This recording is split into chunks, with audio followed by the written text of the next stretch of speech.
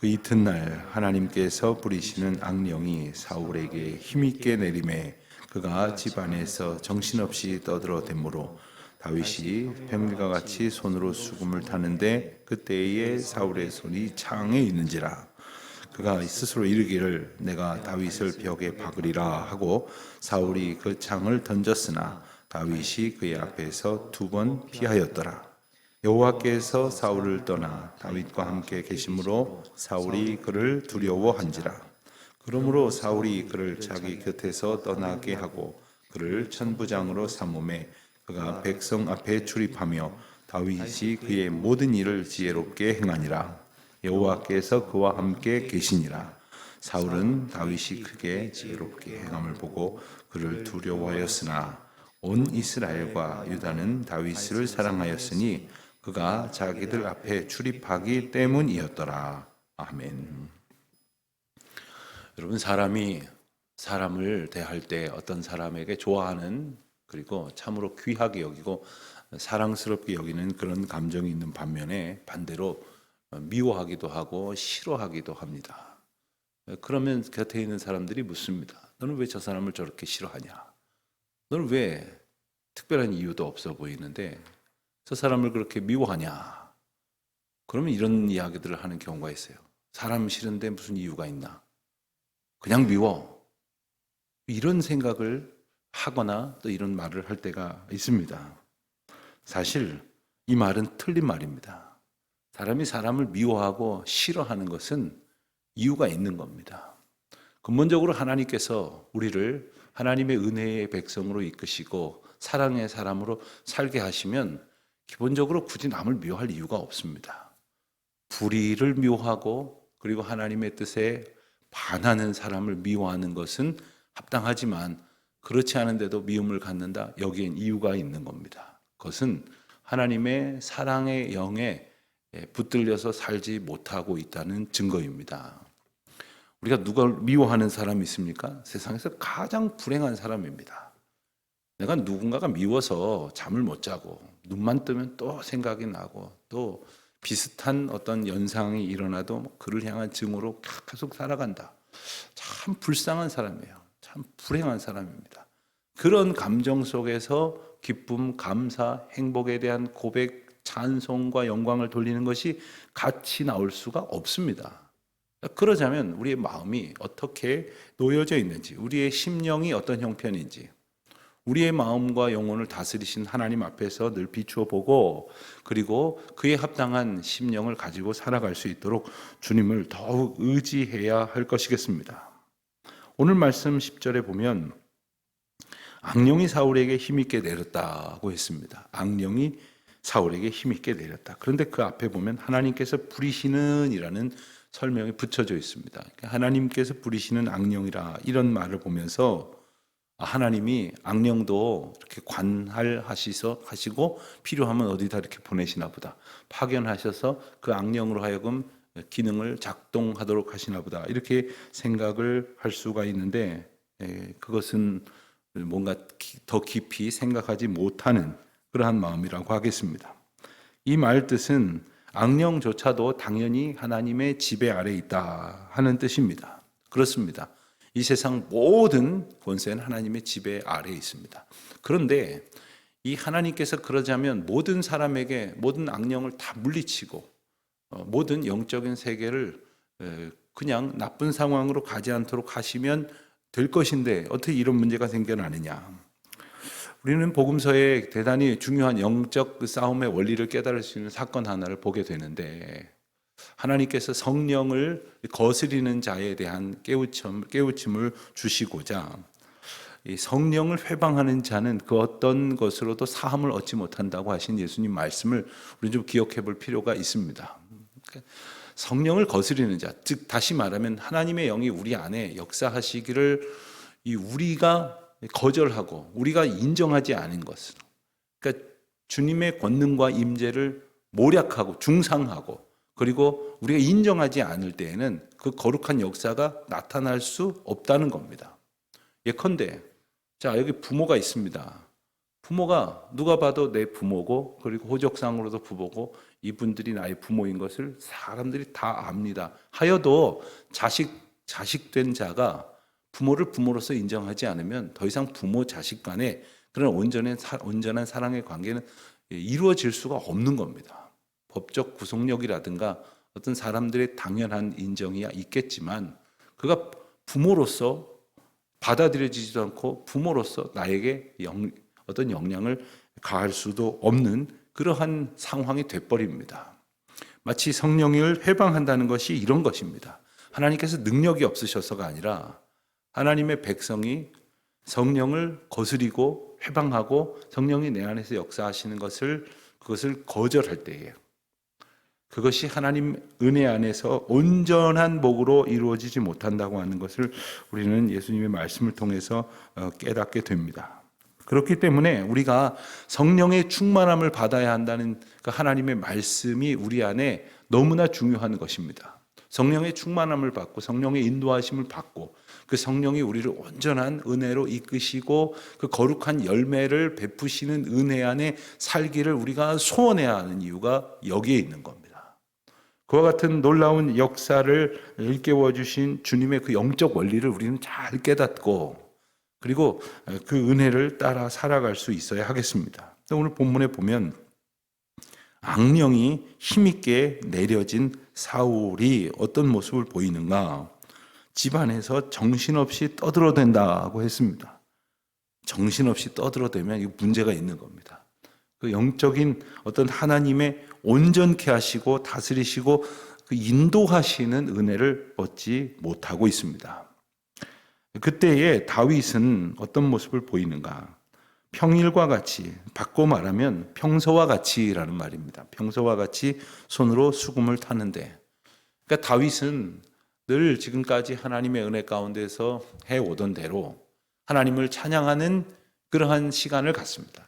또 그러한 일을 감당하고 있습니다. 특별히 이 사울 왕이 그러한 심신과 그런 영혼의 안정을 갖지 못하여 괴로워하고 있을 때 그는 이 부하들의 추청을 받아들여서 수금을 타는 사람을 청하여서 그의 찬송을 통하여 치료의 효과를 보기도 했었습니다. 그러나 이 강하게 힘있게 내려진 악령에 사로잡히고 하나님의 은혜를 구하지 아니하고 있는 사울의 형편 속에서 이날은 더 악화된 상황으로 이렇게 비약되고 말았습니다.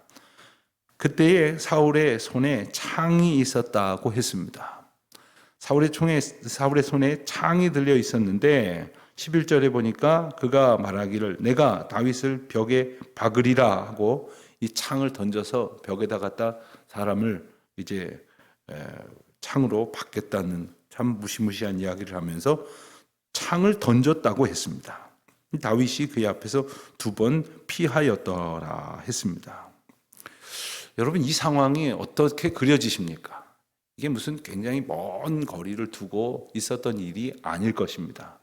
가까운 거리에서 이제 왕을 돕기 위해서 이제 수금을 타면서 하나님을 찬송하고 있는 그러한 일상적 신앙생활을 하고 있는 다윗이 갑자기 사울 왕의 창 공격을 받았습니다.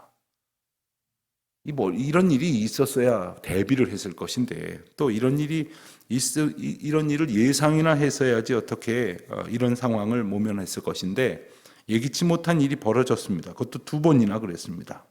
다윗은 훗날 그의 찬송에서 고백하지 않습니까? 내가 사망의 음침한 골짜기를 다닐지라도 두려워하지 않을 것은 주께서 나와 함께 하심이라.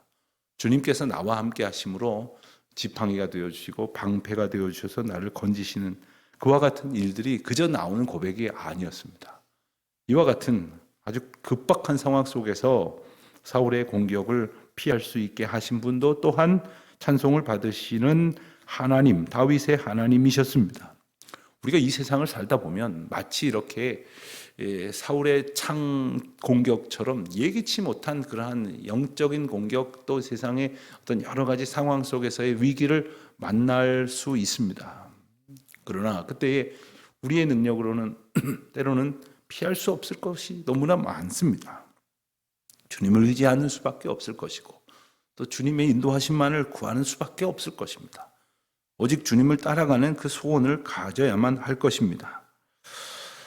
이 사울은 평소와 정말 이 상황이 많이 악화됐다라고 우리가 짐작할 수 있는 것이 찬송을 들으면서도 정신을 차려지지 못합니다. 그리고 그 찬양을 들으면서도 죽일 마음을 갖고 있습니다. 어떤 이 드라마나 영화 같은 데 보면 아주 그 완악한 죄인이 그 지나가는데 뭐 교회 종소리만 하나 들어도 뭐 마음이 막 이렇게 좀 뉘우쳐지고 뭐 이런 이야기를 요즘은 종도 못 치게 하지만 예전에는 그 동네마다 그 예배 시간 같은데 이렇게 종을 이렇게 땡그랑 이렇게 친다든가, 혹은 제가 어렸을 적에 그 나중에는 그 자동으로 시간 맞춰서 이렇게 틀어지는 게 나와서 편했는데, 그 전에 그 시간이 되면 수요일날 저녁 1시간 예배 시간 1시간 전에 가서 차인벨을 이렇게 켜는 게 제 일이었어요. 제가 초등학교 다닐 때 유일하게 교회에서 제가 하나 아주 뿌듯한 봉사를 하는 게 가서 그 1시간 전에 가서 이렇게 탁 켜면 거기서 차인벨이 딱 동네에 은은하게 울려 퍼지는데, 요즘은 그런 거 민원 들어온다고 이제 못하게 하죠. 그 소리만 듣고도 사람들이 영혼이 깨워지는, 그 정신이 차려지고 주님의 거룩하신 음성을 듣는 것과 같은, 그 주님의 놀라우신 은혜의 찬송을 들음으로 우리 마음이 새롭게 되는 그 감격을 누리기도 하는데, 이 사울은 그 앞에서 찬양을 들려주고 있음에도 불구하고 정신을 차리지 못했습니다. 그런데 12절을 보면 여호와께서 사울을 떠나 다윗과 함께 계심으로, 이것이 바로 사울과 다윗의 영적 형편을 분명하게 말하는 것입니다. 여러분, 하나님의 말씀을 기록한 이 성경의 저자가 이렇게 기록하듯이, 하나님의 말씀으로 기록하고 있는 어떤 성경의 기자가 여러분의 형편을 본다면 어떻게 기록을 할 수 있겠습니까? 혹 사울처럼 묘사가 되겠습니까? 다윗처럼 묘사가 되겠습니까? 그 모습을 보니까 사울이 다윗을 두려워하고 있다고 했습니다. 여러분, 누가 누구를 두려워해야 합니까? 지금 창으로 2번이나 공격을 한 사울을 다윗이 두려워해야 마땅할 터인데, 지금 사울이 다윗을 두려워하고 있다고 했습니다. 그를 얼마나 두려워했느냐 하면, 자기 곁에 두었다가는 자기가 어떻게 될지 모른다고 생각을 하고는 물리쳐서 저 전방의 천부장으로, 일선 부대의 지휘관으로 보내버립니다. 그런데 가만히 보면 사람이 자기가 누구를 해하려고 하는 마음을 가지면 저 사람도 날 해하려고 할 것이라고 생각을 해요. 나는 저 사람이 아무런 감정이 없는데 저 사람이 나를 미워하면 또 나도 자기를 미워할 거라고 그가 생각을 해요. 자기 생각에 따라서 다른 사람이 어떻게 생각할 것이라고 하는 기대도 달라지는 거예요. 다른 사람들이 나를 불편하게 생각할 것이라는 생각이 자꾸 들면 내 심정에 뭔가 문제가 있다는 것을 좀 알아야 됩니다. 그래서 내 심정이 누군가를 미워한다든가 누가 날 미워할 거라고 생각한다든가 이런 생각 속에 아주 오래도록 깊이 침잠하고 있으면 하나님 앞에 내 마음을 정말 비추어 보고 주님의 거룩한 은혜의 역사가 내 마음에 정말 가득히 채워질 수 있도록 성령의 인도하심을 받고 살아가는 그런 매 순간이 될 수 있기를 우리가 정말 기도하면서 구해야 되는 겁니다. 천부장은 1000명을 이끄는, 통상 1000명을 이끄는 그 군대의 지휘관이라 이렇게 말할 수가 있습니다.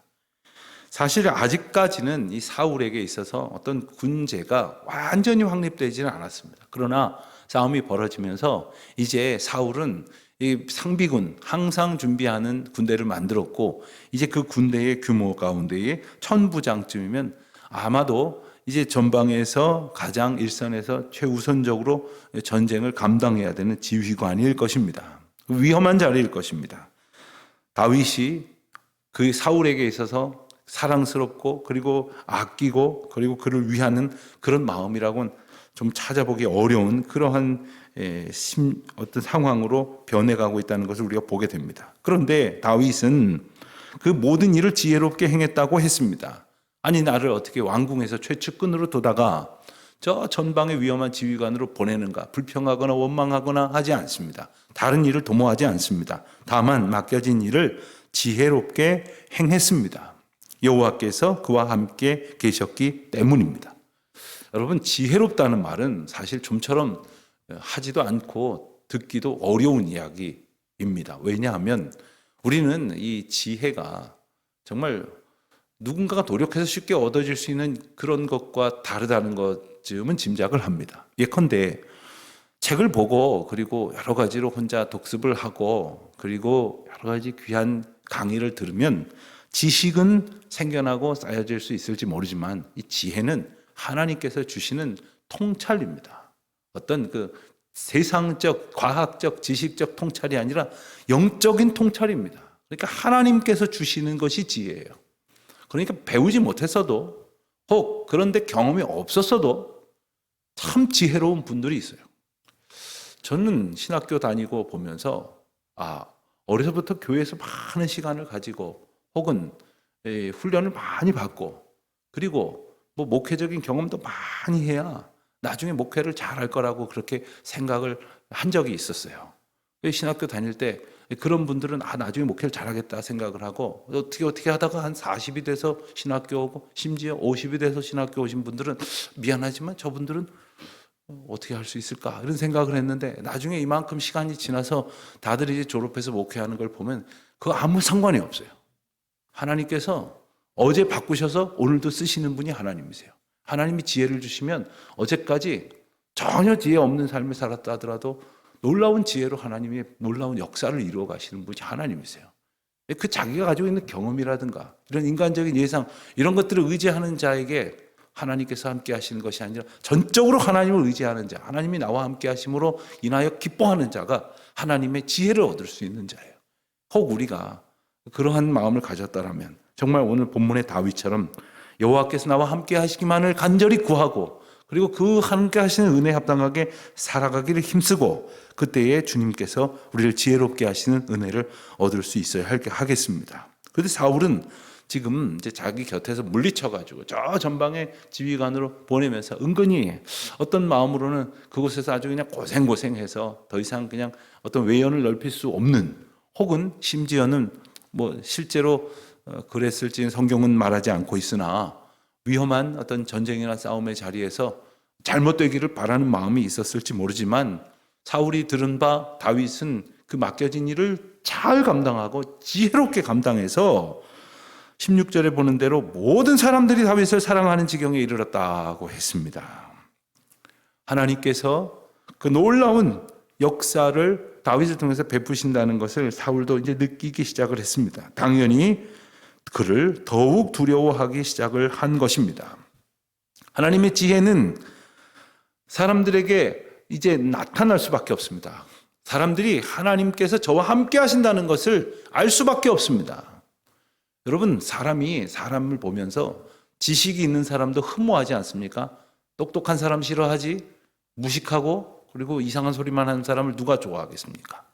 그러나 가만히 보니까 저 사람은 어떤 내가 가지지 못하는 지식 이상의 놀라운 통찰을 가지고 있다는 것을 알게 된다면 당연히 그를 존경하고 흠모하겠죠. 그것이 하나님이 주신 영적인 통찰이고 내가 소원하는 것이 하나님의 간섭하심이라면 말할 것도 없겠죠. 하나님의 지혜를 알고 그 능력과 은혜를 아는 사람, 그와 같은 은총을 경험한 사람이 바로 다윗이었습니다. 다윗은 그래서 온 백성들에게 사랑을 받게 되는 거죠. 우리는 누구나 다 작은 일이든 큰 일이든 좌우지간 잘 감당해서 그래서 인정받고 그리고 성과도 거두고 만족스러운 그런 삶을 살아가기를 원합니다만은 그러려면 그 일을 잘 아는 사람이 뭐 인도함을 받아가면서 감당해야 할 것 아닙니까? 그 도움을 받아가면서 감당해야 될 것 아닙니까? 인생의 주권자이신 하나님께서 여러분의 궁극적인 인도자이시고 여러분을 온전케 하시고 저와 여러분을 늘 하나님의 은혜로 새롭게 하시는 주관자라고 하는 사실을 우리는 늘 기억하여 우리 가운데 행하실 하나님의 일들을 우리의 순종으로 조금이나마 감당해가는 귀하고 복된 하루 되시기를 주님의 이름으로 축원드립니다. 기도하겠습니다. 하나님 아버지, 저희 마음에 언제나 악한 영이 틈탈 수 있사오나 성령 하나님의 온전케 하심으로 늘 충만한 은혜 가운데 살게 하여 주시옵소서. 이 하루도 오직 감사와 찬송으로 살아가는 날이 되게 하여 주옵소서. 이른 아침 귀한 예물 드리는 심령 가운데 하나님 함께 하시고 저희 모든 삶이 이와 같이 감사와 찬송의 삶이 되게 하여 주옵소서. 예수님의 이름으로 기도드립니다. 아멘.